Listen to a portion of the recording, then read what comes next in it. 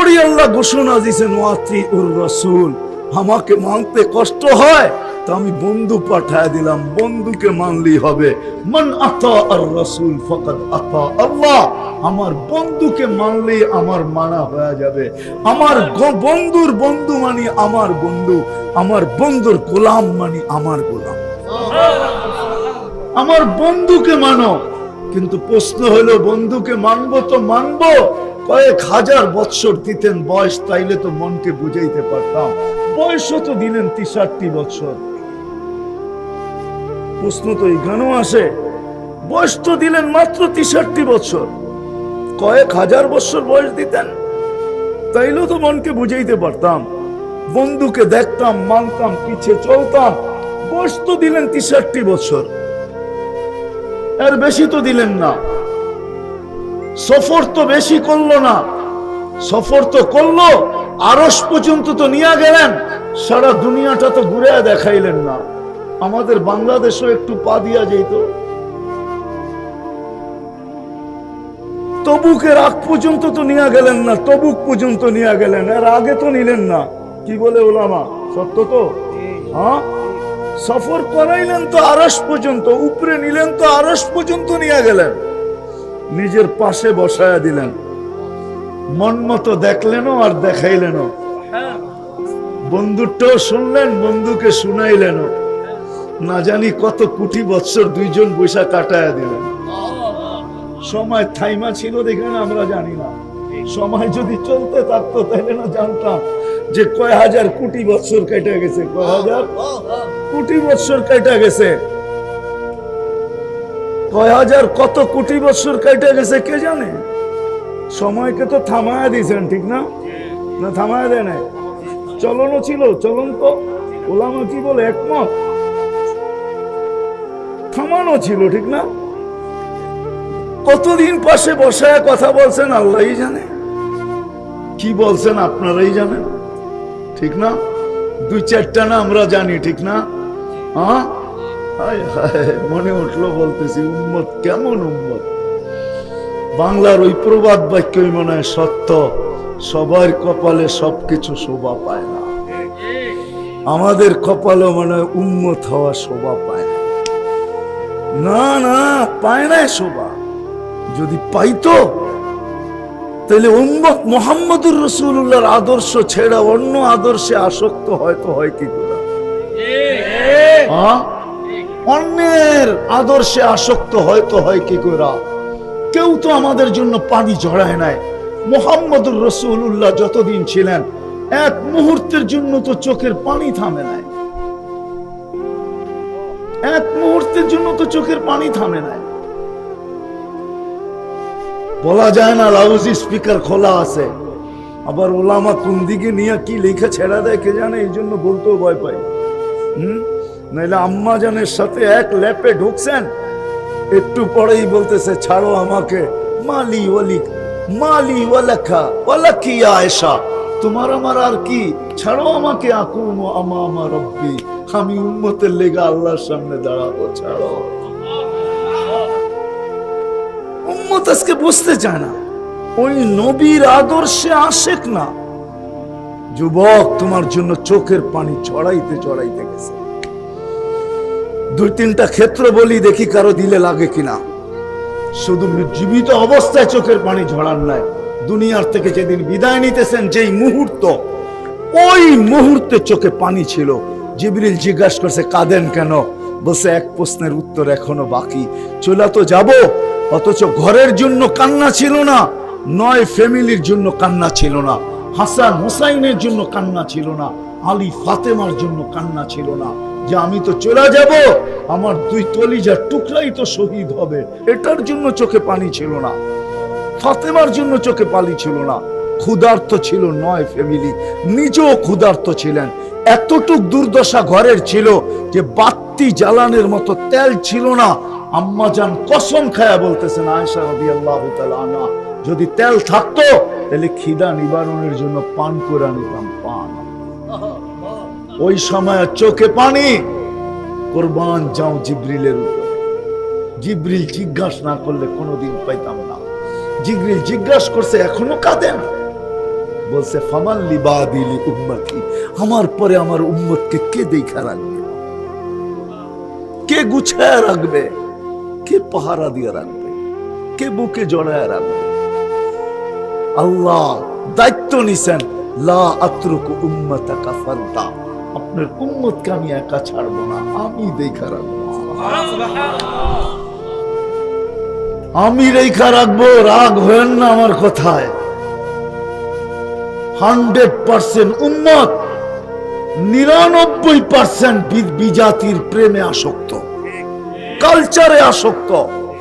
একজনও এখানে বলতে পারবে না জীবনে যতবার চুল কাটছে যে একবার আমি সেলুনে যেয়ে বলছি আজকের চুলটা কমসে কম আমার নবীর আদর্শ মতো কেটে দাও, যেন কিয়ামতের দিন আমার নবীর সাথে যখন দেখা হবে, সুপারিশের জন্য যখন আমি যাব, তখন যেন একটা হাত পাতার সুযোগ হয়, ওইখানে যে একটা হাতও পাততে পারি, যে কিছু তো করতে পারি না, জীবনে একবার আপনার আদর্শে চুল কাটছি, আমাকে কি দিবেন দেন না।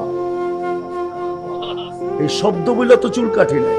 সেলুনে যে বলছি ছোট কইরা কাটা দাও, সেলুনে যে বলছি বড় কইরা কাটা দাও, এই শব্দটা তো বলি নাই। বাংলাদেশের কোন সেলুনে ছবি তো চুলের কাটিং তো আছে, কাটিং এর ছবি আছে। আমার বিশ্বাস 80-90 ভাগ মুসলমানের দেশে কোন সেলুনে নাই যে এই চুল কাটার স্টাইলটা নবীর স্টাইল। আজ পর্যন্ত তো চিৎকার দিতে দিতে পাইলাম না যে কোন বোন, কোন মেয়ে আমার বাসর রাতের শ্বাসটা ফাতেমার সাজে সাজছে। কিয়ামতের দিন তো ফাতেমার হাতে জান্ডা থাকবে মা বোনদের।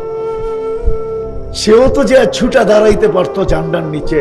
যদি ফাতেমা জিজ্ঞাসা করতো তুই কেন আসলি, বলে কিছু তো নাই বটে, কিন্তু বিয়ের বাসর রাতের শ্বাসটা আপনার মতো ছিল, এই জন্য জান্ডার নিচে চলে আসছি, দূরে সরাইয়া দিয়েন না। এই কথার বলাটা সুযোগ তো হইতো। আজকে নবীর প্রেমে আমরা আসক্ত না, যা কথা লম্বা হয়ে যেতেছে। 63 বছর বয়স দিছেন, দুনিয়ার থেকে চলে গেছে, কিন্তু কিয়ামতের সকাল পর্যন্ত মানুষ তো থাকবে। এই মানুষ নামের মেশিনটা কোন ধারায় পরিচালিত হবে, কিভাবে পরিচালিত হলে এই দুনিয়ার জীবনটা সুখের হবে, সুখের। রব্বে কাবার কসম, আমি হাদিস দিতে পারি আপনাদেরকে। আল্লাহ অঙ্গীকার করতেছে, অঙ্গীকার, তোমরা যদি জীবন দ্বারা ঠিক রাখো, আমার বন্ধুর দ্বারায় যদি তোমরা তোমাদের জীবন দ্বারাকে ঠিক রাখো, কোনদিন তোমাদেরকে আমি দিনে বৃষ্টি দেখাবো না। আমি হাদিস দিতে পারি আপনাদেরকে, কোনদিন দিনে তোমাদেরকে বৃষ্টি দেখাবো না। কেননা দিনে বৃষ্টিতে তোমাদের কর্মে ব্যাঘাত হবে।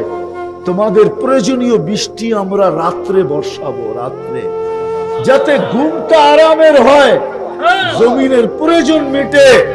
দিনের বেলা আমরা তোমাদেরকে বৃষ্টি দেখাবো না। দিনের বেলা তোমাদেরকে কোনোদিন আকাশের গর্জন শোনাবো না। আকাশের গর্জন শোনাবো রাত্রে, ঘুমের ঘরে চলে যাবে গর্জন। দিনের বেলা তোমাদেরকে আমরা বিদ্যুৎ চমকাইতে দেখাবো না। আল্লাহ ওয়াদা। এই ছোট জীবনটা পরিচালনা করার জন্য যে বিধি বিধান দরকার, আজকে ওলামায়ে কেরাম, হায় হায়, যেই দেশে গ্রাম হোক আর গঞ্জে হোক, শহরে হোক আর অজয় পাড়াগায়ে হোক, অটো চালাইলে ডেলি 500-700 টাকা কামানো যায়। 500 কামাইলে মাসে 15,000, 700 কামাইলে মাসে 21,000, 1000 টাকা কামাইলে মাসে 30,000। আর ওই অটো চালানোর জন্য কোনো আমেরিকার অক্সফোর্ডের কোনো ডিউটি, অক্সফোর্ডের কোনো সার্টিফিকেট লাগে না, ট্রেনিং লাগে না, ঢাকা ইউনিভার্সিটি থেকে মাস্টার্স করতে হয় না। একটা কিনা নিয়ে বাহির হইলেই চলে। প্রথম 2-3 দিন একটু ধাক্কা ঠুক্কা লাগবো, তারপরে হাত ঠিক হয়ে যাবে, আর ধাক্কাও লাগবো না, কিছুই লাগবো না। তাইলে আলেম ওলামারা এটাই চালাইতো। আপনাদের মসজিদে পড়া থাকতো না, মাদ্রাসাগুলাতে পড়া থাকতো না, মক্তবগুলাতে পড়া থাকতো না, হেফজখানাগুলাতে পড়া থাকতো না। আপনাদেরকে এরকম একত্রিত কইরা এরকম কথা শোনানোর প্রয়োজন ছিল না, ওয়াজ মাহফিলের দরকার ছিল না।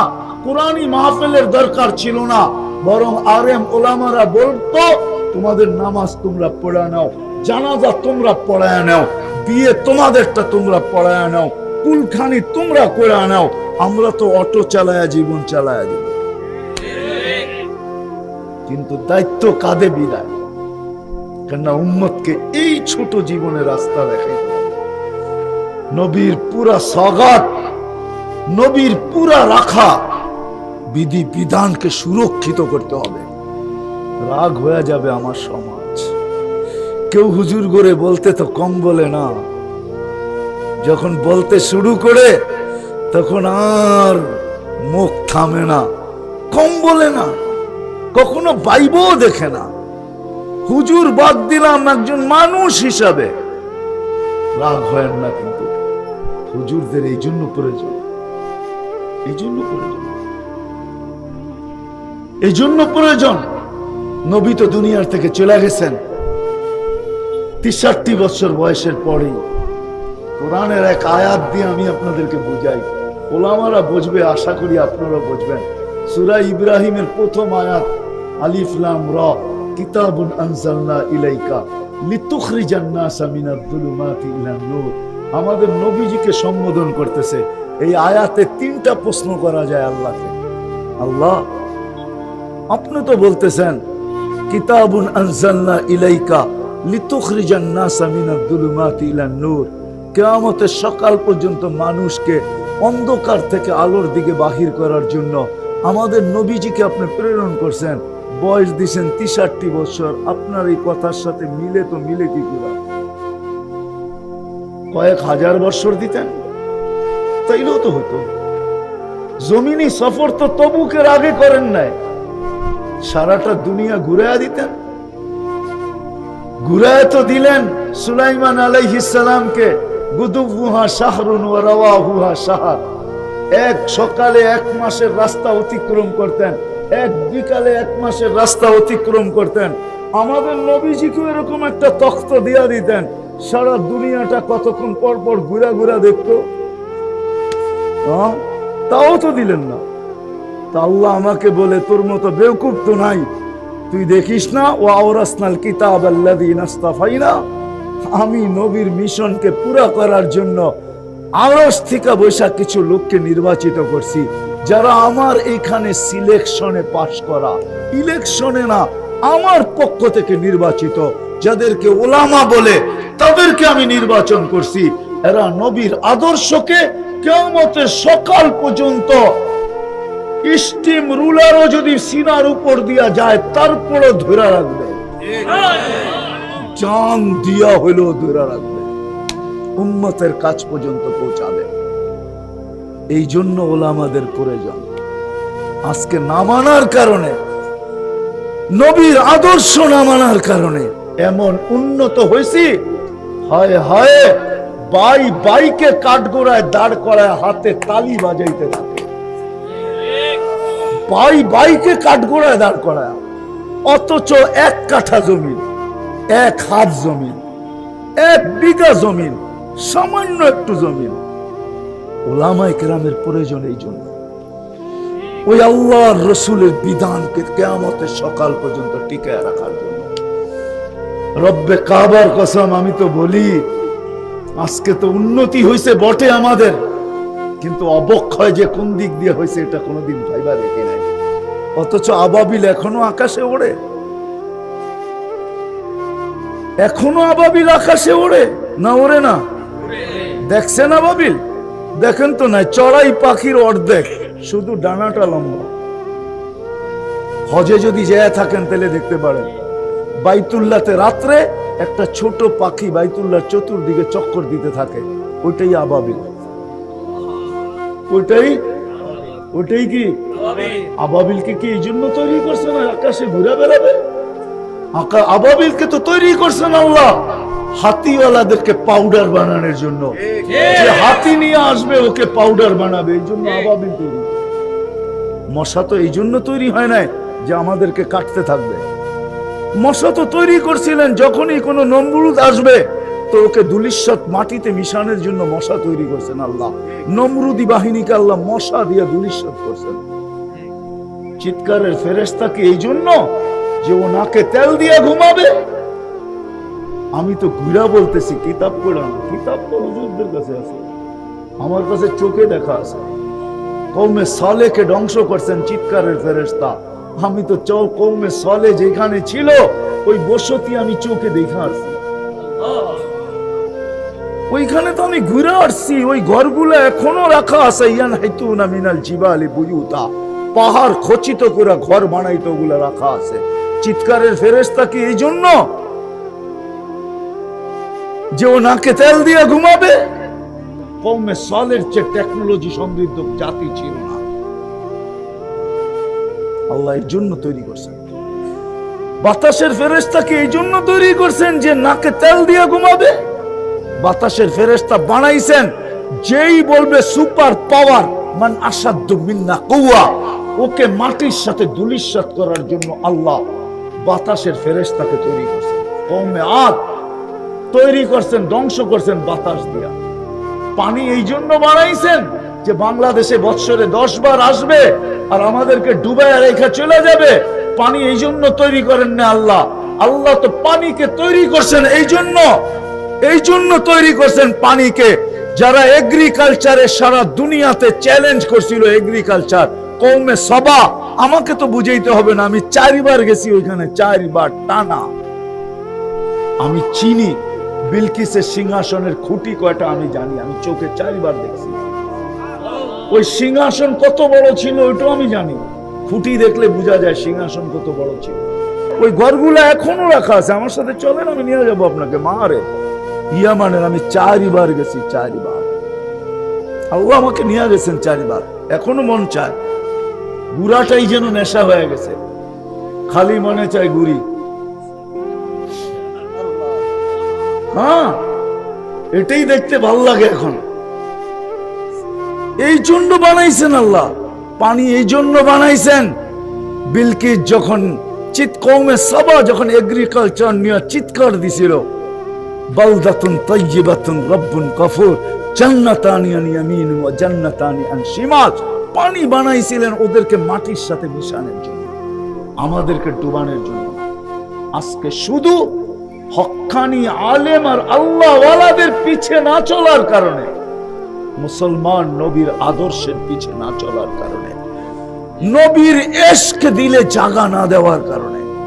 কিন্তু শেষ কথাটা বলে শেষ করতেছি, উম্মতে মুহাম্মাদি যতই ওদের সাজে সাজেন আর ওদের ভালোবাসার যতই মালা চড়ান না কেন, রব্বে কাবার কসম, ওরা কেউ কোনোদিন আপনাকে নিজের মনে করবে না, কোনদিন পিঠ দিবে তো বুক দিবে না।